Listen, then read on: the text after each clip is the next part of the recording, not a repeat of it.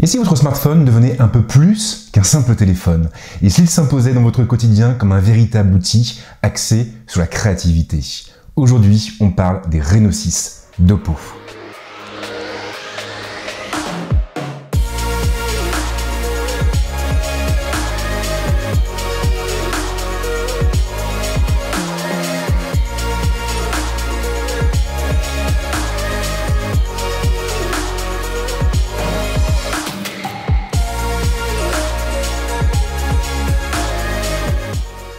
La série des Reno a toujours occupé une place importante dans le cœur du constructeur. Cette gamme est en effet davantage tournée vers le design et vers la créativité. Les Reno 6 ne font bien entendu pas exception à la règle et ils s'inscrivent même pleinement dans cette tendance. Et avant de poursuivre, une précision importante, cette vidéo est réalisée en partenariat avec Oppo, mais le constructeur m'a laissé toute latitude pour parler de ses produits comme je l'entends. Le smartphone est un produit extrêmement paradoxal. Il occupe en effet une place importante dans nos vies, mais pas forcément pour ses fonctions de téléphone. S'il s'est autant imposé dans notre quotidien, c'est surtout parce qu'il remplace de nombreux appareils différents. Un smartphone est ainsi un lecteur multimédia, mais aussi une boîte à idées, un agenda, un GPS, une console portable ou encore un caméscope et un appareil photo. Mais avant d'être un produit utile, il est avant tout un objet. Et comme tout objet profondément ancré dans notre quotidien, il se doit d'être élégant. Oppo a donc créé un nouveau design pour les Reno 6, un design baptisé Oppo Glow. Les deux appareils héritent ainsi d'un dos en verre mat, un dos qui imite la cristallisation des flocons de neige et qui a en plus la bonne idée de résister à 100% des traces de doigts. Peu importe le nombre d'heures passées à manipuler le téléphone, son dos restera donc parfaitement intact. Parce que tous les goûts sont dans la nature, Oppo a également fait le choix de faire coexister au sein de sa gamme deux identités visuelles différentes. Le Reno 6 Pro est doté d'un design tout en rondeur avec un écran et un dos incurvé. Imposante, la dalle recouvre presque toute la façade de l'appareil et elle est simplement coupée dans son coin supérieur gauche par un poinçon. Un poinçon dans lequel a été glissée la caméra frontale. Le Reno 6 ne lui ressemble pas. Ici, Oppo a opté pour un châssis plus anguleux, avec des tranches épaisses et plates. L'écran est plat, de même pour la plaque arrière, et on conserve bien entendu le poinçon, avec un menton qui est un petit peu plus épais, sans que cela ne déséquilibre pour autant l'appareil. Dans les deux cas, on retrouve la même ergonomie, on a donc des boutons qui sont placés aux mêmes endroits et qui tombent naturellement sous les doigts. Il y a en revanche une différence sur le volet sonore puisque seul le modèle Pro est équipé de haut-parleurs stéréo. Le modèle de base va donc se limiter à un seul haut-parleur qui est situé sur la tranche inférieure. Dans les deux cas, la prévention est très bonne, on a des appareils qui sont agréables en main, qui sont très légers, très compacts, mais j'avoue avoir eu une petite préférence pour le Reno 6 et ses fameuses tranches plates, des tranches qui le rendent très agréable à manipuler. Et je l'ai dit au début de la vidéo, mais les Reno ont toujours été tournés vers la création. Et c'est bien entendu le cas de ces deux nouveaux modèles, même s'ils ne font pas tout à fait jeu égal sur le plan des caractéristiques. Le Reno 6 Pro est le mieux armé des deux. À l'arrière, vous allez donc retrouver un module regroupant 4 capteurs différents.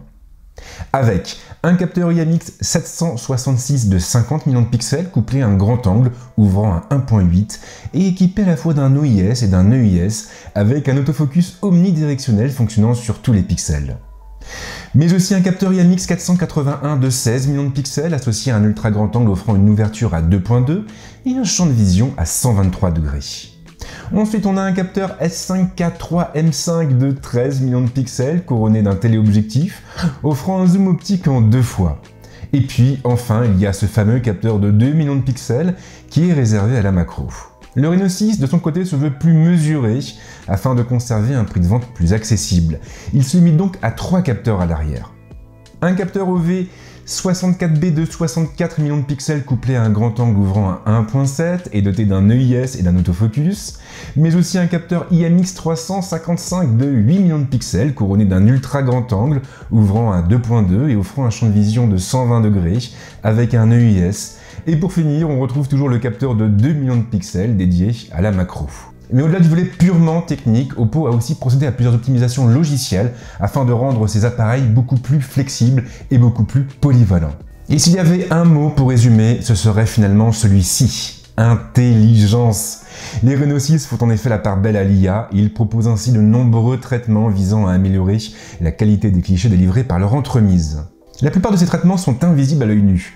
Lorsque vous allez appuyer sur le déclencheur, votre téléphone va donc détecter la posture de votre sujet, mesurer la profondeur de champ, détecter la lumière sur l'ensemble de la scène et en faire de même pour les ombres. Il va aussi chercher à comprendre ce que vous photographiez pour optimiser vos clichés et faire ressortir par exemple un ciel ou même un étang. Et les résultats sont là. Les Reno 6 sont capables d'obtenir des images très piquées avec des textures précises et détaillées.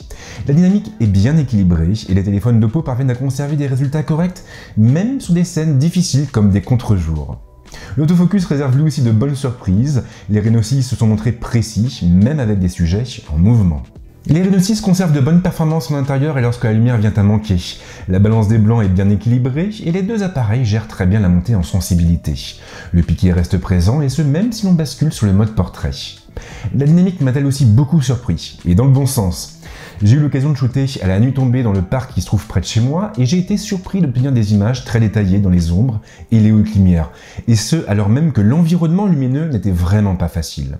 L'ambiance nocturne est également très bien restituée et les Reno 6 ne cherchent pas à illuminer artificiellement la scène, ce qui me paraît être un choix plutôt judicieux. De bonnes surprises aussi au niveau des portraits. On a un effet de flou qui reste naturel et les téléphones sont capables de restituer pas mal de détails au niveau des sujets. Je n'ai pas non plus noté de problème de détourage particulier. Le Reno 6 Pro propose donc 3 vraies focales différentes avec un grossissement optique qui atteint les 2 fois. Il sera d'ailleurs parfaitement possible de monter à du 4 fois ou du 5 fois sans problème et on conservera des images nettes même sur ces niveaux de grossissement. Il m'est également arrivé à plusieurs reprises de pousser jusqu'aux 10 fois sans rencontrer de problème majeur. Attention en revanche car il faudra s'assurer d'avoir une lumière suffisante pour avoir de bons résultats. Le Reno 6 est logiquement un peu moins performant sur le zoom vu qu'il s'appuie uniquement sur un grossissement numérique. Mais il peut lui aussi produire des résultats corrects jusqu'à un niveau de grossissement en 2 fois. De manière plus générale, j'ai été agréablement surpris par l'ultra grand angle qui n'est pas trop sujet à la déformation et qui est aussi capable de récupérer pas mal d'informations sur les scènes photographiées. La notion de créativité ne s'arrête pas à la capture d'images fixes. Nous sommes aussi de plus en plus nombreux à utiliser notre smartphone pour immortaliser les moments importants de notre quotidien en vidéo. Dans un cas comme dans l'autre, vous pourrez filmer en 4K. En revanche, la cadence d'image changera en fonction du téléphone, le Reno 6 en tenant à 30 images par seconde dans cette définition. Le modèle Pro, pour sa part, pourra doubler la mise. Mais surtout, on trouve des fonctions intelligentes et bien pensées comme le focus tracking en 4K pour le Reno 6 Pro ou en 1080p pour le Reno 6 qui vous permettra de garder net votre sujet ou encore le mode portrait vidéo qui pourra faire ressortir votre sujet en rendant flou son environnement. J'ai eu l'occasion d'ailleurs de le tester dans plusieurs cas de figure et les résultats sont vraiment très convaincants. En revanche, il sera préférable de ne pas trop forcer le bokeh pour conserver un aspect naturel. J'ai bien aimé aussi le mode qui permet de conserver la couleur sur le sujet filmé et de basculer son environnement en noir et blanc, d'autant que cela fonctionne à l'avant comme à l'arrière.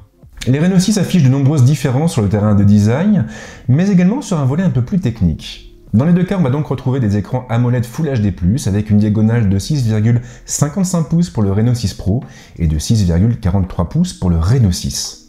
Le taux de rafraîchissement atteint les 90 Hz avec une fréquence d'échantillonnage de 180 Hz. La vraie différence vient du SoC.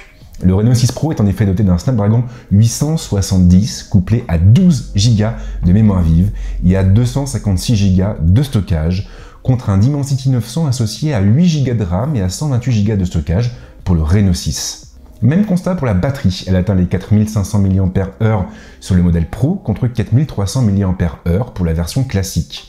Avec une bonne surprise dans les deux cas, à savoir la présence de la charge rapide 65 watts.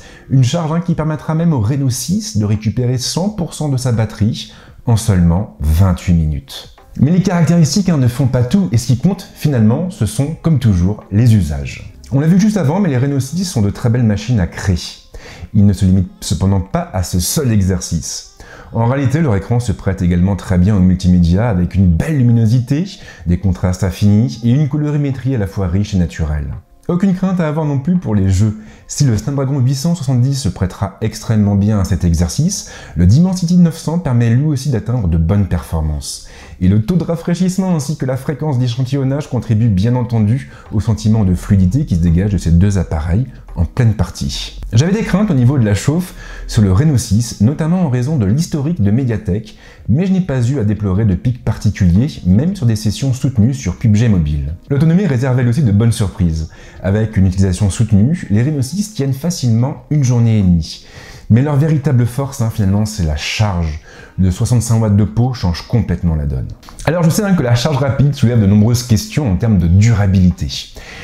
Les batteries sont généralement des composants assez fragiles et lorsqu'on les sollicite un petit peu trop, elles ont tendance à perdre de leur puissance ou de leur intégrité. Maintenant, si ça peut vous rassurer, j'ai eu l'occasion d'utiliser le Fan X2 Pro pendant 1 an.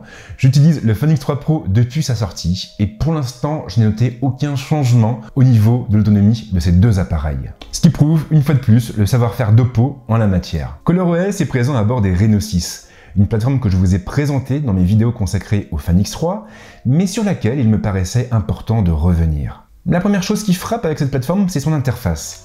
Elle est belle à regarder, mais ce n'est pas son seul atout. ColorOS 11 propose en effet une ergonomie étudiée, une ergonomie qui rend les Reno 6 extrêmement intuitifs à utiliser. Les gestures habituelles répondent donc toujours présents. Il sera possible de revenir sur l'écran précédent en tirant un côté de l'écran vers le milieu, ou même de revenir sur l'écran d'accueil en tirant notre application vers le haut. Et si l'on marque une pause en effectuant ce geste, alors on pourra bien sûr accéder aux multitâches. Toutefois, Oppo a rajouté des actions à 3 doigts qui rendent la plateforme encore plus agréable à utiliser. En effectuant un balayage vers le bas, vous pourrez donc prendre une capture. Et si vous effectuez le geste inverse, alors vous aurez accès au multi-fenêtrage. Il ne vous restera alors plus qu'à sélectionner la deuxième application que vous voulez utiliser. Besoin de réorganiser vos icônes, vos raccourcis? Pas de panique, vous n'aurez qu'à pincer l'un de vos écrans d'accueil pour passer en mode édition et sélectionner les raccourcis à bouger. C'est simple et efficace. Puisqu'on en parle, sachez que tout, absolument tout, est configurable sur ColorOS 11. Lorsque vous passerez en mode édition, vous pourrez donc changer les transitions, le fond d'écran ou même les icônes. Et si vous n'avez que faire du nom de vos applications, vous pourrez même les faire disparaître. Les gamers n'ont pas été oubliés. En jeu, vous pourrez en effet tirer le repère situé sur la gauche de l'écran pour accéder à un large éventail d'options. Il sera par exemple possible de basculer entre les différents modes proposés. Et si vous avez besoin de puissance ou si vous craignez d'éventuelles latences, alors vous pourrez activer le mode jeu. De la même manière, vous pourrez aussi choisir d'ignorer les notifications pour vous focaliser sur vos parties. Et ce ne sont bien sûr que quelques exemples parmi tant d'autres. ColorOS a toujours été tourné vers les utilisateurs et la plateforme embarque une tonne d'options, une tonne de fonctions qui facilitent leur quotidien. Et d'ailleurs, il me tarde vraiment de découvrir les surprises que nous réserve ColorOS 12. Un ColorOS 12 qui ne devrait pas tarder à être présenté. D'ailleurs, il est même possible qu'il le soit au moment où vous regarderez cette vidéo. Le moment est donc venu d'apporter un point final à cette vidéo, et ce qui m'a finalement le plus marqué durant cette grosse semaine de test, eh bien c'est l'équilibre auquel est arrivé Oppo. Car en effet, les Reno 6 ne sont pas uniquement de beaux produits, ce sont aussi des produits accessibles.